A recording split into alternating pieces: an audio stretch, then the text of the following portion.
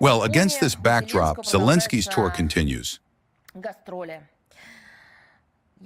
A European tour this time, with the goal of reminding everyone of his existence against the backdrop of events in the Middle East, just so they don't forget. At the same time, of course, to ask for more money, the so-called military aid, in order to kill as many of his own citizens of Ukraine, as possible. On March 17th, for example, he visited London, where he was received by King Charles III. He spoke in Parliament and held so-called closed negotiations with British Prime Minister and NATO Secretary General. Before the British legislators, the head of the Kiev regime, that very same terrorist Kiev regime, the one that literally commits terrorist attacks every day against civilians and children, was received by the British Parliament. Well, what can you say? The Canadian Parliament once applauded the Nazi junta.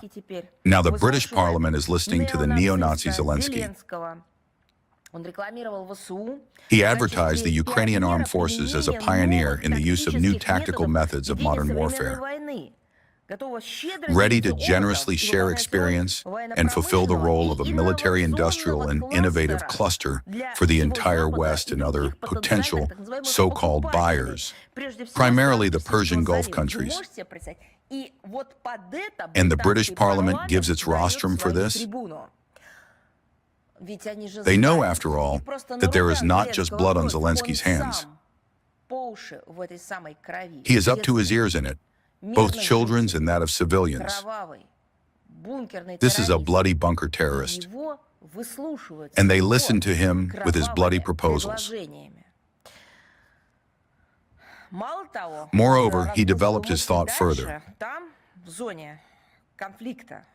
There in the conflict zone, not the Ukrainian one, but in the Persian Gulf, there are allegedly already over 200 Ukrainian experts on the fight against drones. And another 36 are preparing to go there. Can you imagine the cynicism? He is constantly saying that he lacks everything and asks for more money, yet he sends his so-called experts to the Persian Gulf zone. But we know that before this, he had already sent his thugs to the African continent as well. He did not provide additional specifics, but there were many elements of a cheap show.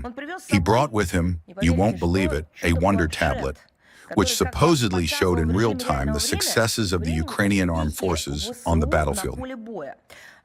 And in the parking lot in front of the British Parliament, an exhibition of Ukrainian drones was organized, which the Kiev visitor tried, you won't believe it, to sell these drones to British members of Parliament for £10,000 sterling each. However, the British lawmakers did not remain in debt, and Zelensky was not received as an honored guest in the grand ceremonial hall of the House of Commons.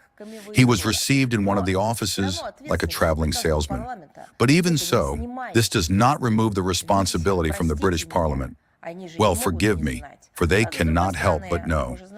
On the other hand, we know how Britain and its intelligence services participate in the terrorist activity conducted by the West through the hands of Zelensky against civilians.